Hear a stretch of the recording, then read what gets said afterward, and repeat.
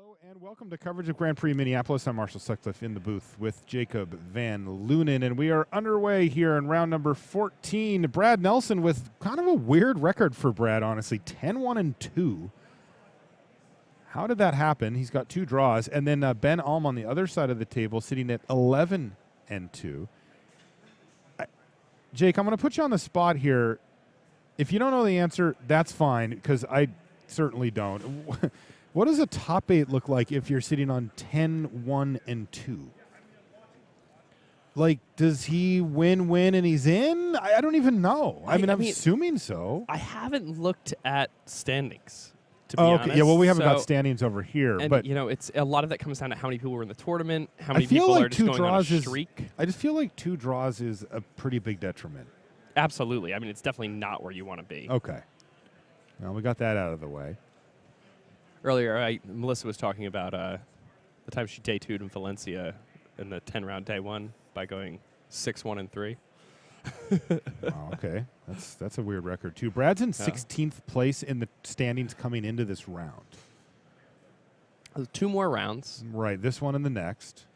Yeah, I think 2 wins, a lot of the time when you're like 16th to 2 wins in a multi-thousand-person tournament usually ends up putting somebody in around 9th. Yeah. Well, Brad's going to try anyway. This is a 11 to 1,200 player tournament. It's not as big as some of the ones. And for those of you that don't watch GPs as often as we do, you know, generally speaking, the bigger the tournament, the better record you need to make it into the top 8. So maybe there's a chance for Brad. Now, how has this game developed here from Brad's perspective? I mean, things look to be going swimmingly for him. He got a winding constrictor killed early on, but then he was able to restabilize with Catacomb Sifter. And then Nissa came down, and Nissa's able to hide behind that Catacomb Sifter pretty well. The problem is he does not want this game to go long. If the game goes long, the Black-White Tokens deck just starts to do disgusting things. Its like board what gets kind of stuff can it do? Massive. Because we see some terrible cards on the battlefield. Look, there's a Sacred Cat. I know he's got an Anointer Priest in there somewhere. Yeah, he's got 4 Anointer Priests. Let's be serious. He's got 4 cats. So why? What's the reasoning? Because, you know, cards of that low power level wouldn't make sense. There has to be synergies. What is it? So Anointed Procession is the big payoff here. Oh. And, you play multiple copies of Westvale Abbey, too. Also Crested Sunmare, right? Crested Sunmare also. Okay. So Crested Sunmare is going to be making additional horses because you're gaining all this life from these little guys. These guys are also very good at gumming up the board. I think Sacred Cat, you think of it like, oh, that card's not even that great in Limited. But then try playing a Sacred Cat against the red decks in Standard right now. It's a nightmare for them. They have all this 1 toughness stuff. Mm-hmm. Here's this 1 mana creature that's gaining you life, blocking 2 of their creatures. So it's almost 2 removal spells and some life gain, all for this little package. I mean, it's a pretty powerful card in a metagame that you expect to be heavy red. With Gideon down there, though, Brad doesn't really have an effective way to pressure that Gideon, and that's real scary. Well, this helps. This certainly helps. Goodness sakes. So Brad's going to minus Nissa here to put counters on everything, including an additional one on each of those Walking Ballistas.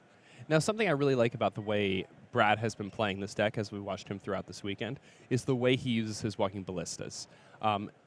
A lot of the time we see people casting Walking Ballista post-combat, doing some other weird things with it, but one of the things Brad likes to do is he'll get those Walking Ballistas down, and then he'll just make blocking a nightmare for the opponent. And he'll really just sculpt his game plan around having those in play, and it just makes it so hard for the opponent to ever really do anything.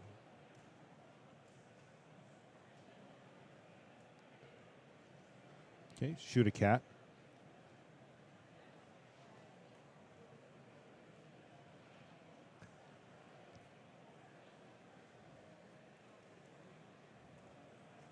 So, oh, wow. He's just going to Fatal Push the token. So Brad's getting aggressive here. And I like this line a lot from Brad.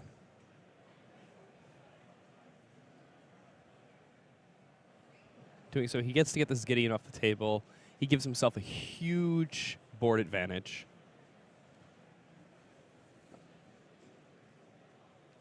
And now, suddenly, Ben needs to somehow recoup these losses, and that's hard to do. Your opponent still has the Planeswalker in play, he's falling behind quickly. And even if he has the namesake Anointed Procession in his hand, then it's going to take him a full 2 turn cycles to do anything with that. And by then, Brad might just have him dead. So I like that line from Brad. Yeah, one way you that's can beautiful. Yeah, one way you can get at the Anointed Procession style decks is to punish them really hard for casting it. Yes. It's such a slow card. They really need to tap out, and then the next turn untap with some shenanigans afoot, and that can happen. But if you can put enough pressure on them that the prospect of tapping out for the Anointed Procession is terrible, then that's one way you can really get ahead. Like, look at it here. Like, let's say Ben goes Anointed Procession. It's like, well, you're going to take a very large hit of damage here from Nelson if you make that play. See, so something that's really dangerous for Brad, though, is that Ben Alm's deck plays Fumigate in the main. And not just 1 or 2 Fumigates. He's got 3 Fumigates. Okay. So this is like a very real threat for Brad. And, Brad going Hellbent on turn 4 or 5, that is super dangerous. So I have a question for you, Jake. Do you think Brad knows that? I This don't. white-black tokens deck is not a known quantity. I mean, maybe you'll see it around a little bit, but this isn't like some staple of the metagame. Will he know about the Fumigates? He'll definitely know they're in the 75. Okay. Yeah, Brad knows this deck exists. When I was talking to him about decks to bring this weekend, he didn't mention this deck as a deck he would have wanted to play, but he mentioned this deck as a deck that was a known quantity and like how things matched up against it and whatnot. So he knew this was a deck coming in. Oh, no. A pair of cats for Ben Alm? That's all he can come up with? And a land say go. Well, those might be able to keep him alive. Yeah, but Long definitely enough no to get a Fumigate in Fumigate hand. off? He needs to find one now. He doesn't have one? I don't think he has. If he had it, he would have cast it last turn. Well, no, he had a Shambling Vent. I think I'm actually sure there's a Westville Abbey in his hand. Oh, okay. So, Well, then you probably know the rest of his hand, too. well, that's really the only card I was sure of. Okay. Yeah. Well, I'll tell you what the rest was. It was Sacred Cat, Shambling Vent, Yeah, yeah. Oh, he only has 1 card in his hand unknown right card. Yeah, No, yeah, he yeah. has one extra, I think. Well, yeah, so like you said, he's going to have to maybe get a little lucky here. Find himself a Fumigate. He's got 3 cards total left over.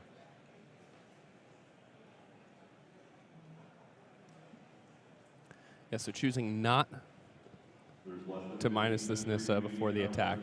Instead wants to get additional value out of it.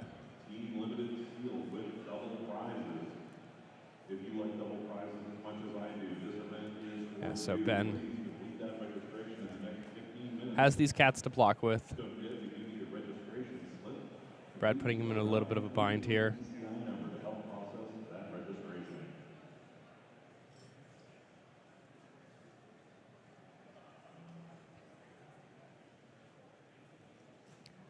And Ben really with no good blocks here. I mean, if he does choose to block ballistas, then Brad can, make additional counters.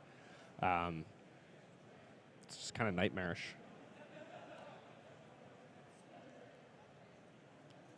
And Fumigate is really what Ben is hoping for here. If he's able to find that Fumigate, then he can blow this game wide open. He'll be in a commanding position, really. Do you think it's also true that if he doesn't find the Fumigate, that it's kind of over? Like, how bad off is he if he doesn't find it? I think it's just about over if he doesn't find it. And the problem is that his window to find it closes over time because the Nissa becomes a greater threat as time passes, and he's also going to be forced to play out the rest of, his resources and the cards that he has before he plays the Fumigate, just to survive. Let's see if he drew one. Gotta have that Fumigate. If he attacks with that token, he probably drew it. Yeah. That is true. Oh. Ben? What are you doing? Oh. The token's attacking Liliana. Brad will kill it. Oh, he didn't have it, though. That was just a last-ditch effort. Look at Brad. He's like, oh, man, I thought you had it. He's like, oh, I smell the Fumigate. He tricked us, didn't he? Yeah. Oh, buddy. All right, that's game one going to Brad Nelson. Brad Nelson may be playing Black Ring Constrictor, but Ben Alm is certainly the sneaky snake Oh at the table. Goodness sakes. He had me, I'm not going to lie. Thought he had Hook, it. line, and sinker. Oh, yeah. Oh, yeah. Pretty cool for a white-black tokens deck to be at 11-2 at this stage of the tournament. Yeah. Again, like this is kind of Wild West Magic out here in the sense that people have brought whatever to battle with. And I talked about this before the round a little bit, but this is my favorite kind of constructed Magic. What's that? When there is no established metagame. You know, there might have been coming into the weekend, but now that you're deeper in a Grand Prix, it really is just, you know, it's like you're spinning a magical wheel and seeing what deck you're going to play against, and it could be anything. It could be decks from a year ago, it could be decks from 6 months ago, it could be a completely new quantity that you've never played against before. And that's very exciting. As a deck builder, that's exciting. As somebody who just enjoys following the game, that's exciting. Yeah, and it's a window that doesn't last for that long. You know, we've got a lot of tools at our disposal as Magic players to really help refine down the metagame and as well as the card choices and things like that. I think part of the equation at this point in this standard is just the fact that it's such a large card pool. Yeah. There's a lot of space to explore in standard right now. We've had cards that have been kind of floating around in there forever. And they're making a resurgence, some of them not. I feel like cards like, you know, Thought Not Seer have been around for actual forever. Oh, yeah. I have a daughter who's younger than some of the cards in Standard, you know. It's like a weird Yeah. By the way, we were talking about Jonathan Job a few minutes ago, JVO, with mono white Eldrazi. Well, here he is. up a game against this red deck.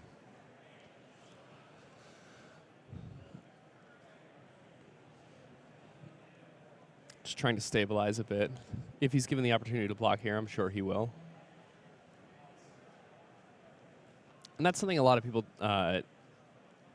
don't learn right away against the red deck, and it takes a little bit of time for them to pick up on it. Just whenever you have the opportunity to trade in the early game, take it.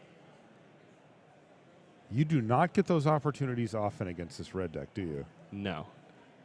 You need to, it's never, I'll do it next time, or I'll do it when I get a bigger guy who can block more effectively. Just do it right away. There's a braid to clear the way, and in comes the team. Yeah, so red, you know, we talked about how people were aiming to beat it and were successful in doing so, but a red deck's still at 11-2 here.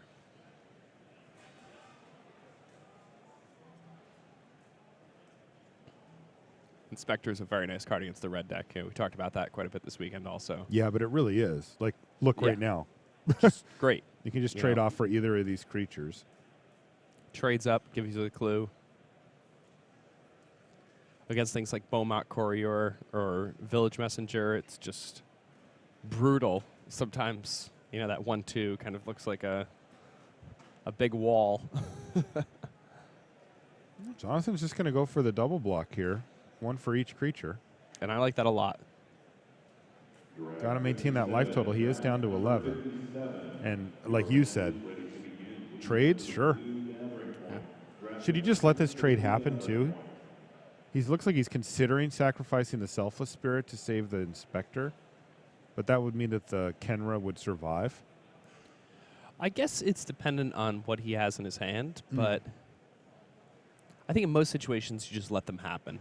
Because retaining your own blocker versus letting everything die isn't so strong against the red deck because they have so many ways to make it so that your guy can't block. So you'd rather be reducing their board than maintaining your own. Yeah, great point. Matt's going to play Chandra, Torch of Defiance. He's going to use the plus ability of the second one on the list there to make 2 mana and then play Carry Zev. So still a strong turn there for Matt. And once again, the ball is firmly in Jonathan Job's court as he's got his 3rd copy of the game here of Selfless Spirit. And it does not look great here, does it? It does not. But, you know, so Jonathan's deck is good at beating Planeswalkers, But we have to remember that it gets good at beating Planeswalkers once it has the 5th land in play. Yeah. And that's because of Reality Smasher and Avacyn. Okay, well, it looks like Matt's going to go ahead and use Chandra's ability again to make 2 mana so that he can get that Earthshaker Kender back via Eternalize. And I want to go back to our main match, by the way, because it is underway again. And missing it seems kind of bad. I like that first game quite a bit. It was an interesting one. Brad Nelson versus Ben Alm. And both players with turn 1 plays Oath of Nissa for Brad. Ben had the Ye Old Sacred Cat. But I want to see this Anointed Procession go off. That's what I want to see. Yeah, I'd love to see this deck do what it's truly capable of. The thing is, once this deck gets going, it doesn't really lose, especially against a creature-based deck, like a Black-Green Constructor deck. The deck starts to get to absurd life totals. Its board just balloons out in such a way that's really, really hard to do combat math. For sure. But one thing Brad might be noticing is that this Black-White Tokens deck, it doesn't have a ton of inexpensive removal. He has Fatal Pushes, but besides that, if he wants to be dealing with a card like Constrictor, he needs to pay 4 mana for something like Cast Out. Yikes. Yeah. That's clunky. But he's got the dream start here. Sacred Cat into Anointer Priest. Yeah. Somehow, but these are both marginal playables and limited, yet here's the curve. 1 into 2 punch here. Yeah, 11-2 in round 14. Sam Black, I think, was really the kind of the creator of these token strategies in Standard a few months ago. And I think a lot of people got really excited about this deck. I know I did for a little bit. This is so much like the kind of deck you want to be playing. For me, anyway. Like, I love token-based strategies. I love going wide. I like complicated combat math. How do you like 2 Walking Ballistas, each with 3 counters on them for 4 mana total? I like that a lot. Do you like that? Yeah, I'm into that. What in the world? Brad Nelson just went off. Yeah, that is right up Jacob Van Lunen's alley. Man, double Whiny Constrictor, putting 2 counters additional on each of those? Come on, Brad. He's just running up the score here. He's already up a game. Things look pretty bad for him coming into this turn. Wow. The thing is when somebody has double Winding Constrictor in play, there's a lot that can happen. God, that's an insane turn. So, again, thinking about killing a cat.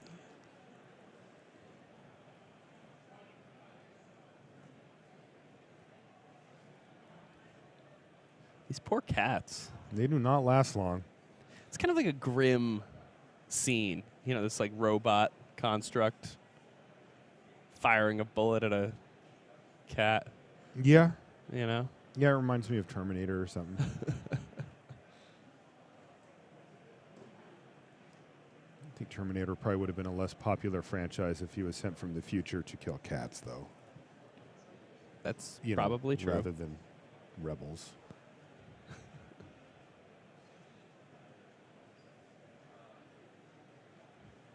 I think Terminator still, though, I think it holds up well. It's classic. Agree. All right, so Ben, trying to figure out how he's going to block. Right, and you mentioned this in the first game, Jake, but Brad really doing a great job of just wreaking havoc with blocks thanks to the Walking Ballistas. It's just like, Yeah, it makes okay, combat I'll block impossible. here, and you're like, oh, no, that doesn't work. And you're like, oh, I'll block here. No, then I lose that too, and they still have well, this isn't good either. I won't block. Well, I don't want to take 4. Like, it's... Yeah. I want my Gideon to stay around. Yeah, it does not leave you in a great position.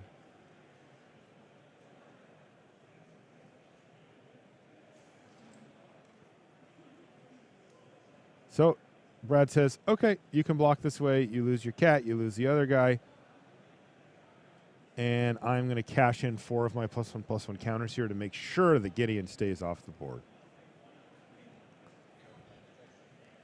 Yeah, I mean, all that interaction from Brad's side, Brad certainly ended up ahead in the grand scheme of things, but we need to remember that Ben's Gideon there really forced Brad to use a lot of counters off those walking ballistas. Yeah. Made the 2/2 token. It, forced 4 counters off just to stay around. It's No, that's a good pretty point. powerful. He had 6 counters on these things. Now he's down to 1 with just 1 counter. And that was largely because he felt the pressure of getting Gideon away, like you said. So it's nice. So here's the deck's namesake, the Anointed Procession. And this is when things start to get crazy. Right. So this was the turn I was talking about last time, right? Where it's like you want to be able to punish him for tapping out here and being like, Anointed Procession, your move. Yeah, But Brad is not really in the position to hammer that hard. I mean, he can hit pretty good here, right? He could get him for, 7 if he wanted? Yeah, and I mean, Brad didn't have an 8? untapped land, so even if he had had a Verger or Scarehulk, he would not have been able to cast it. But he can just, attack with these 2. He can throw some counters on the Walking Ballista. He's got options, but still, at 22, Ben almost not dying this turn. And that means we could see some real fireworks here. Oh, yeah. Yeah, Ben might just put this Walking Ballista to the test this game. I mean, that's going to force Brad to use his whole turn to put some counters in that Walking Ballista. And yeah, it's not going to need to use any of those 3 counters that it will have to kill off that Anointer Priest, but still.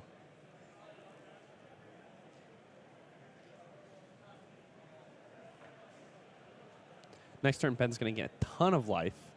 Because you have to remember, when he embalms this Anointer Priest, it comes back as 2 copies of Anointer Priest. Then he can embalm the cat, comes back as 2 copies of the cat. All those are getting him life off of those double Anointer Priests. That's right. It adds up very quickly. You get all those multipliers going. We need one player for our 2 PM team limited sealed with double prizes. Well, he did not. His Anointer Priest didn't die because he didn't actually block the Walking Ballista. Player on the team, please come to registration now. We can launch this event.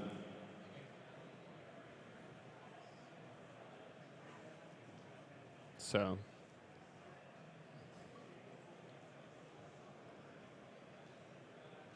place that.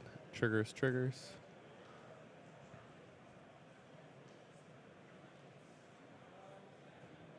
This Walking Ballista's gotten pretty big.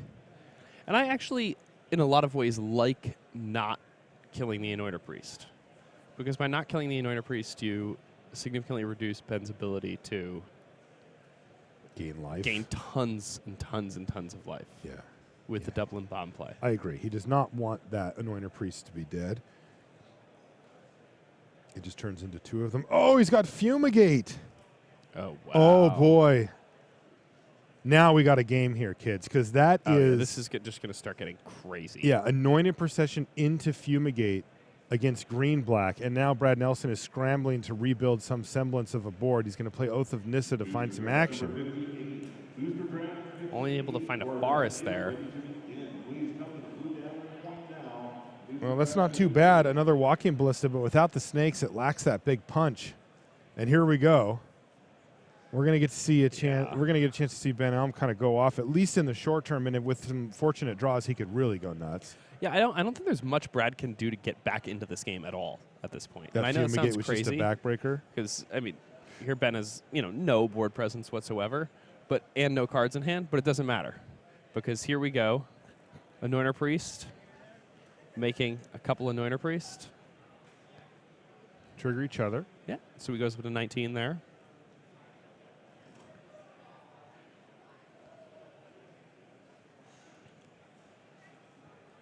Yeah, then Sacred Cat back there too. Seeker Cat, 23.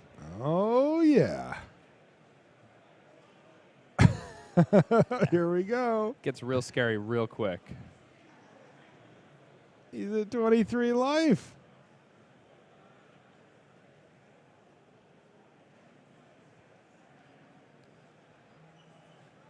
Yeah, Brad's trying to make this ballista do all that he can, but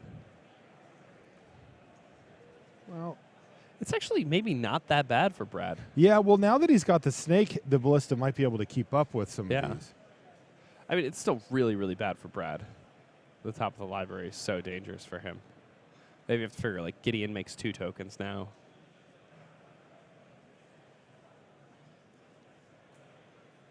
Oh, well, now he has What does he the have now? ability to make multiple activations in a turn. Ooh, hoo, hoo, hoo. Is that a Rishkar? It is.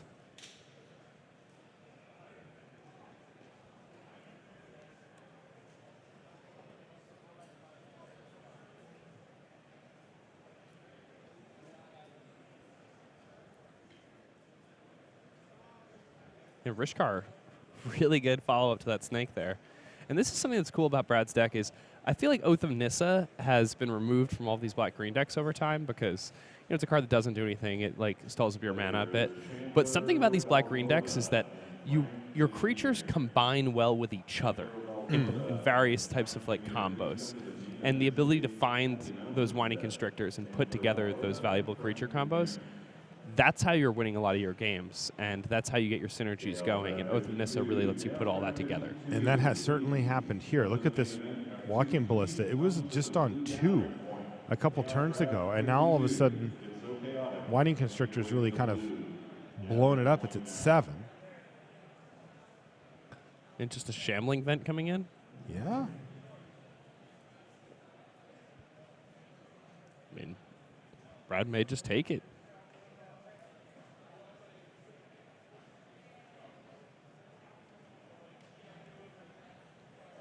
Deciding whether or not it's worth it to use 3 counters.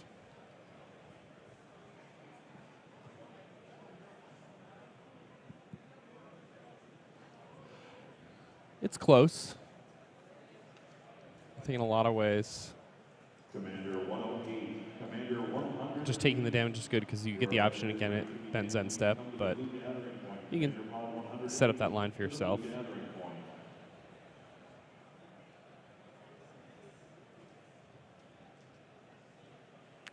Yeah, so that becomes an 11/11 Walking Ballista if he wants to just dump all of his mana into it.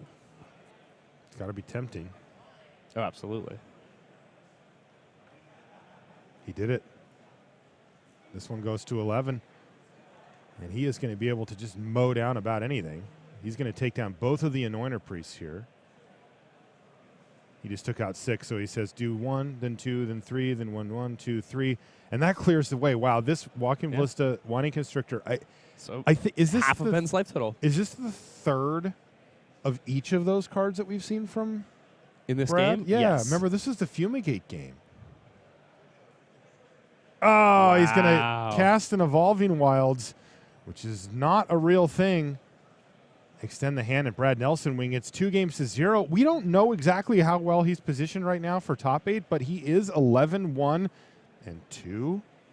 It's a strange circumstance that he finds himself in, but it's on him to win this last round coming up after this, and if he does, you never know. We might see him in there. So in round 5, when Brad got his first draw, he was describing the situation to me, and he said there were between 20 and 40 people watching his match as he was getting the draw.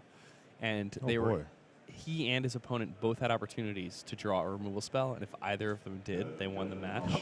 And they were both playing like this insanely long game, like one of the closest games he's played in recent memory. And then they finally are like, all right, that's it, it's a draw, and they shake hands. And they didn't realize how many people were watching, and a crowd of 20 to 40 people started clapping. And it was a draw in round 5 of a Grand Prix. Oh, that's great. That's the kind of crowd that Brad Nelson draws. People want to watch him play. They know how good he is. Is that 2 Authority of the Consuls down there for Jonathan? Looks like it. Well, it hasn't slowed down Matt a ton. He's still jamming in with a bunch, but Archangel Avacyn's going to pick off On-Crop Crasher and provide a 4-turn clock in the air for Jonathan, but he may need a little more. Yeah, see, this is one of the great things about Archangel Avacyn is we've talked about good ways to beat the red deck throughout the weekend, and Vigilance.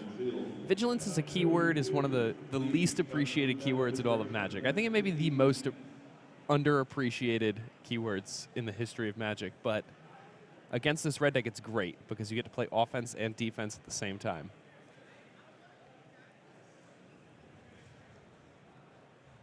Ho, ho, ho. Avison number 3, by the What way. in there. the world? Isn't there like a limit or something? You're only allowed to play 4 of them. 4 is the limit. Yeah, Okay, good to know. This is the 3rd one. So there's a possibility that he has 1 more of them. Right on top of the library again, because that's a good place to have them. Jonathan Job kind of getting there. Still, he's barely hanging on. They're forcing the issue a bit, but the thing is, every time he plays another creature, the haste doesn't really matter, and Jonathan's gaining additional life off the authority of the consuls. You know what I really like in Jonathan's list? Spawning Bed. Oh, yeah.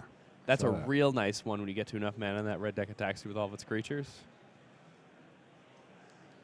They all have 1 toughness, and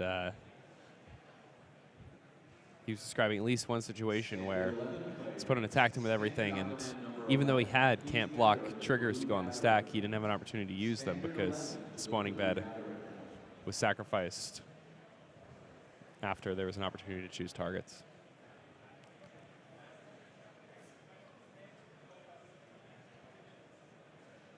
So Jonathan's going to fall down to 6 here, but he does get to hang on to Archangel Avison for the moment.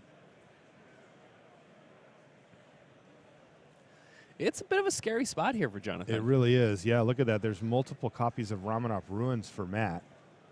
Yeah. And that means that if his Archangel Avison, for example, were to die, he could sweep the board. But it may be too slow. I think it is too slow.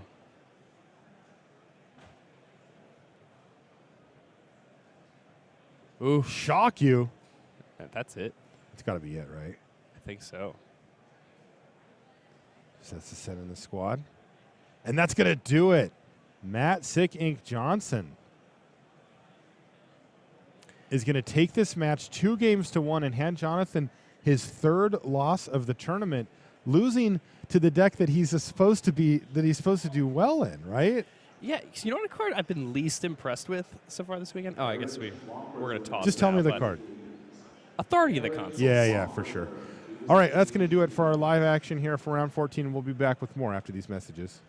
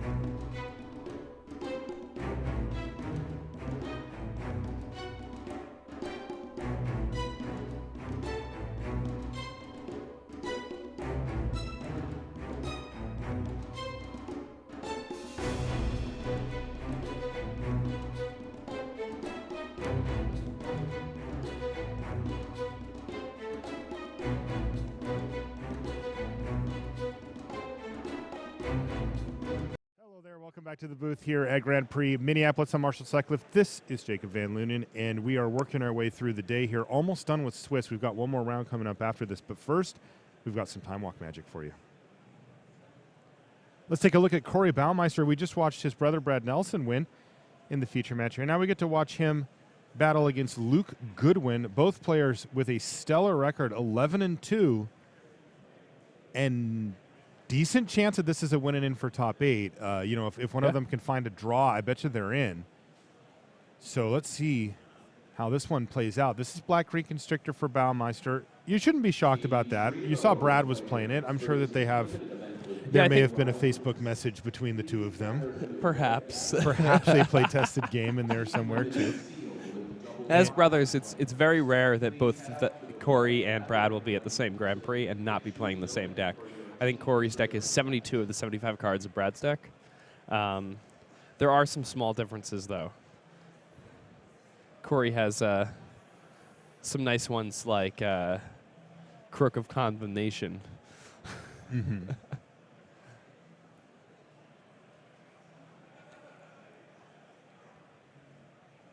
So I believe what happened there is there was a Winding Constrictor out. Luke attacked with his Courier after playing a Soulscar Mage. I think Corey blocked, and then Luke said, okay, I'm going to play Shock on your Constrictor, which, of course, deals the damage in the form of -1/-1 counters.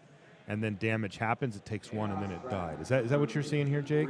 So it didn't even have to take the damage from the Beaumont Courier. The Snake gets an extra -1/-1 counter from the Shock. Just from the Shock itself. Because the Soulscar Mage turns the Shock into -1/-1 counters. Of course, good and point. And the Winding Constrictor increases the amount of -1/-1 counters. Right, so actually Luke got in with that Beaumont Courier to knock Corey down to 18. He played it on turn 1 and then attacked with it after the Shock and got it. Okay. Actually, it looks like Luke did not know that and did what you described. No, But because Corey would have been at 17, right, because of the prowess trigger? So I think the Soulscar Mage came down on turn 2, so wasn't able to attack. Okay, so I think he did do it. Yeah, okay. I think he did, and he's just hit twice so far with the Courier. Now, though, wow, look at this turn from Luke. Sports One game. drop, Real one drop, big, one real drop, fast. 2 drop, 1 drop. That was his curve out. That is an absolute menacing start here. Yeah, you don't want to play against that. I don't care who you are. I don't care how your deck's built. When your opponent goes 1 drop, 1 drop, 1 drop, 1 drop, 2 drop, you're probably losing the game.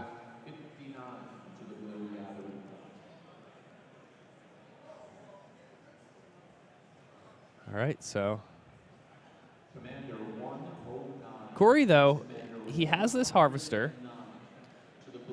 Now he's got the shields fully up here. I mean, he's actually looking like he's in an okay spot now, right? Yeah, completely turned the corner.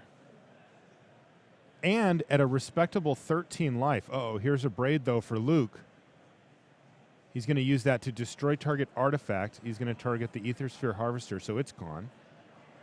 And he's going to cash in this Beaumont Courier. He's looking for something specific. And he found a land. Play that. What else does he have? Luke perhaps just trying to chain these couriers together, though he knows he needs to find something here. The problem is now all of his mana is tapped, so it's pretty. Oh, well, he has the 1 untapped land. Yeah, he drew that off of the courier. Okay, that makes sense. Mm-hmm. It looks like his hand is his hand is a pair of Hazarets. The looks of things. Corey on the following turn could use the activation on his Walking Ballista and have enough counters on that to wipe Luke's entire board. Which is reasonably exciting for Corey. But Pocket Hazaret's not super great for Luke. Oh, is this going to be a Pima Renegade? Because Rishkar is real nice here. Let's see. He's tapped 3.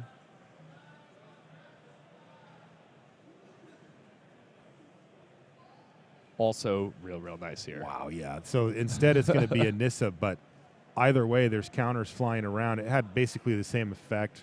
Mm-hmm. And now all of a sudden he's got Walking Ballista. Oh, it's only on 3? All right. Yeah, it was only on 1 Uh-huh. because the 1 counter had been used on the Beaumont Courier, which was sacrificed. I see. Couple options here for Corey. He definitely wants to be turning the corner, and Trying to slam the door on this game. you don't want to give Luke too much breathing room. Hazard is going to be a tough nut to crack here.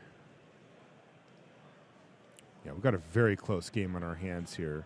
Of course, if Luke draws a non-land card, then he won't be able to attack with Hazaret right away. He did. He drew a shock. So he's going to have to settle for just playing Hazaret and passing, I suppose. Corey probably likes the sound of that. I'm sure Corey's very happy with that.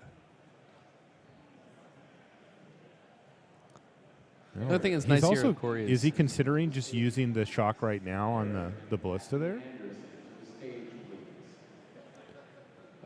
Because you get to remove the counters. Yeah. I don't know. It's hard because if you use it on the ballista, Corey can just remove 2 of the 3 counters or all 3 counters and All 3. kill a whole bunch of stuff on Luke's side of the board. Right, mow down that Earthshaker Kenra, take out the courier.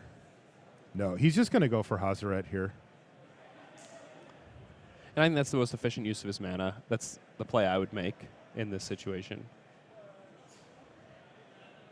Still, like I said, Corey's got to be pretty happy to get to untap with Snake and Ballista on the battlefield with 4 lands up. And Anissa. And Anissa. Yeah.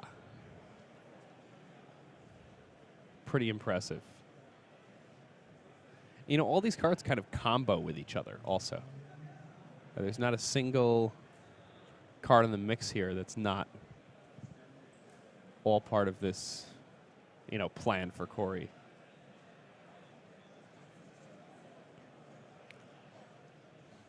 Still, Corey's not out of the woods yet. Hazard is a powerful Magic card. Yeah, very, very threatening, too, if you're sitting in Corey's seat.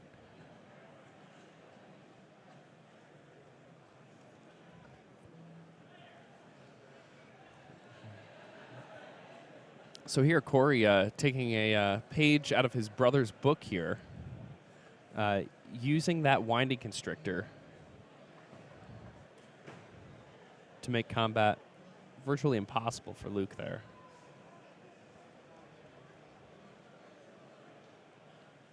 Land off the top there for Luke means that as long as he's comfortable deploying this shock or maybe activating Hazaret, he will be able to attack with it if he wants. And again, it's worth noting that Shock actually gives 3 -1/-1 counters to one of Corey's creatures when Luke casts it right now, as opposed to giving it 2. Of course, Corey can take advantage of his Walking Ballista and get the mage off the table before the shock resolves, which will make the shock not deal damage in the form of -1/-1 counters, and therefore it still only deals 2 damage. This is a rare instance where we do get to see kind of both decks doing what they want. Yeah. You know, a good curve out from Luke. He's got removal. He had a curve. He even topped out with Hazaret, but Corey's also doing what he wants. He's got Snake plus Ballista online. That is such a potent combo. Wow, he's just going to go ahead and shock a plant here. Is he lining up a big old attack? Let's see what he does. I think Corey is deciding whether or not to let the prowess trigger resolve.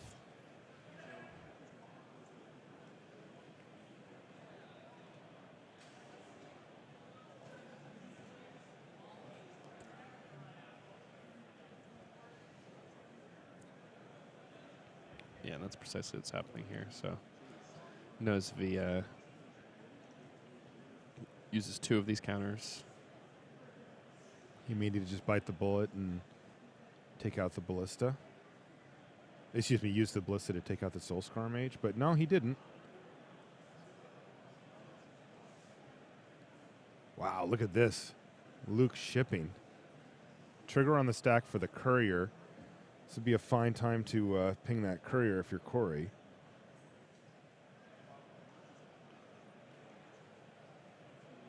Luke's going to respond by discarding to Hazaret and then cashing in that last card with the Courier, so he will get a card out of the exchange. Yeah, Corey probably a little bit frustrated with himself that he did not kill the courier on the previous turn. So discard the second copy of Hazaret, but an interesting choice here, as you see Nissa is on 2.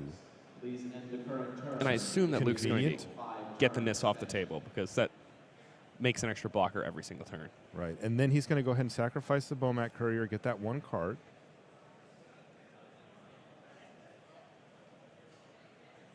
And I suppose that was the original Bomat Courier trigger resolving there, that exiled card. Of course, with no courier to carry that message, it just gets flittered away.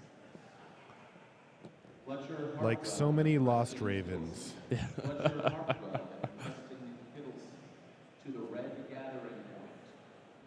Corey just showed a Wow, he just showed him a Verdurous Gearhulk there. and he also had a fatal push. Is he just showing him that I've got you dead? Yeah, so I put these out. You're dead on the next turn. Right. Yeah, so he's so- just saying I actually have you dead. If you Yeah, the attack game's like over. with If you- all of these attacks, then the game ends. So Corey won. Right. So Corey won. That's why he flashed him those cards. That's Yeah. you can do that if you want. Your opponent can say, "Cool, good for you, do it." Yeah. But also sometimes people will appreciate you not going through all the motions. Yeah, not and dragging waiting. it out and not making you think about things. Because again, his opponent's had all of his mana tapped. His opponent attacked with all of his creatures. Corey doesn't need to, go through the motions of like one thing at a time. He can just be like, "Hey, Mhm. look, I have this stuff. The game's over. Mm-hmm. Trust me, I know how to execute."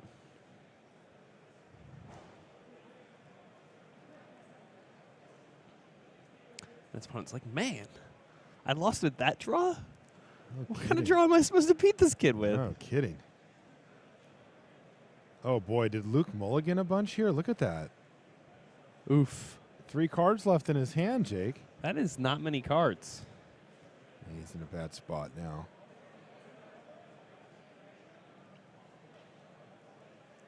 An Oath of Nissa finds a Whining Constrictor, though, for Corey. A land for Luke, okay, and he's got a courier. So a pair of Bomat couriers are going to get into the red zone, knock Corey down to 17, and maybe give Luke a ray of hope. Yeah, Beaumont Courier, pretty nice too because it does refill his hand Yeah. at some stage of the game. Last game we saw just how good Beaumont Courier had the potential to be.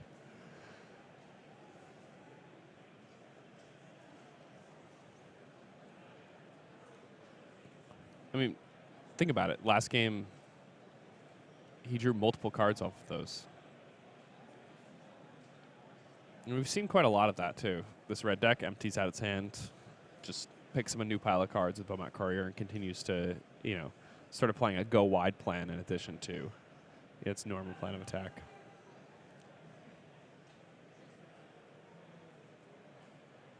So right now, Luke's hand is 2 uncastable spells and then another uncastable spell. It's 2 Uncrop Crashers and a Glory Bringer.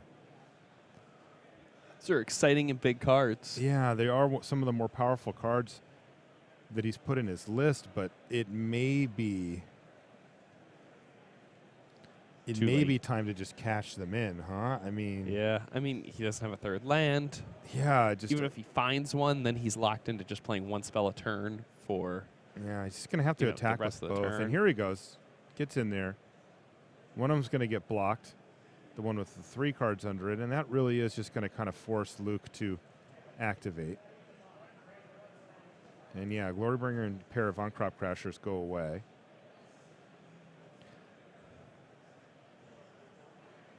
Yeah, those Well, another land. It's another Seagate wreckage here for Luke. those could become relevant later on. Although from the looks of it, I mean, he didn't advance his board state at all that turn. No, they could become relevant, but I think Corey's going to do his best to make sure that doesn't happen. Ooh, pair of snakes. No third land, though, for Corey. No third land, but things can get absolutely out of hand here. Luke in a very tough position now against Corey Baumeister. And like we said at the beginning, there's every bit of a chance that this is a win and in for top 8. It's not a guarantee, but it's likely. You think so? Right? They're 11-2. They have one more round to go. They'd be 12-2. If they sit down from somebody who's 12-2, there's a decent chance that they can shake hands here at 1,100 player GP. They'll have to, of course, examine standings and such to make sure that they're not taking on any big risk. But I wouldn't be shocked. I was surprised because Brad was just in 16th at X2-1. So if he won twice, his record would be better than an 11-2 or than a 12-2-1. Okay. Well, we'll keep an eye on it. How about that? Yeah, there may be a Deal? lot of people at very similar scores right now, though, so those numbers can shake out in weird ways. Yeah, having 2 draws up there is weird. Yeah, it changes a lot of different stuff. Yeah. It also may be the case that there are a decent number of draws in the field at large, and as a result, there are a lot of people who, are in these weird number brackets. And there may also just be a ton of people who are at X and 2 that the 11-1-2, putting him all the way down into 16th is just kind of like an anomaly. Well, this game has played out very strangely. It's After a all weird that one. original action, Luke found answers to both snakes. He abraded and then Incendiary flowed the other one away, while Corey stumbled around with his mana and couldn't quite find what he needed. And now Luke has actually put up a reasonable board with an on-crop crasher and a Soulscar Mage, and has 4 lands and a card in hand. Corey obviously has a bunch of action in his hand. We knew that because he missed land drops. Oh, here we go. That's going to help quite a bit. Land number 3 plus a Catacomb Sifter for another piece of mana could be quite good. And Sylvan Advocate doing what it does best, attacking and blocking. Not advocating. I wonder what it advocates for. I The don't know. trees. It's a Lorax type of creature. Okay. I appreciate that. Was that another abrade there from Luke? Yeah, it was. Wow.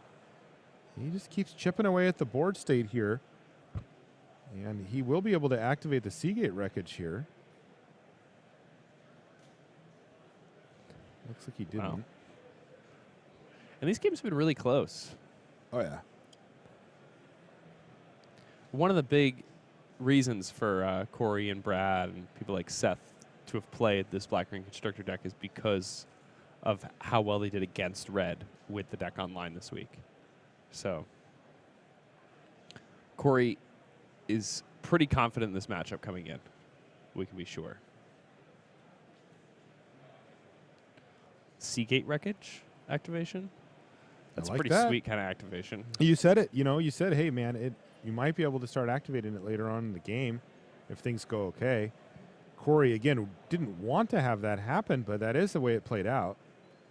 That Corey had a big stumble missing his 3rd land drop for a couple of turns.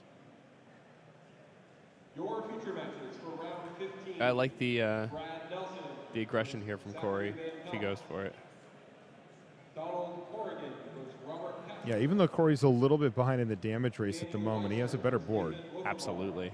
And with that Walking Ballista on the table, he also has a way to finish off Luke in a way that's a lot different than anything Luke's deck is prepared to defend against. Yeah, look at that. Luke fell down to 4 here. Sunscorched Desert.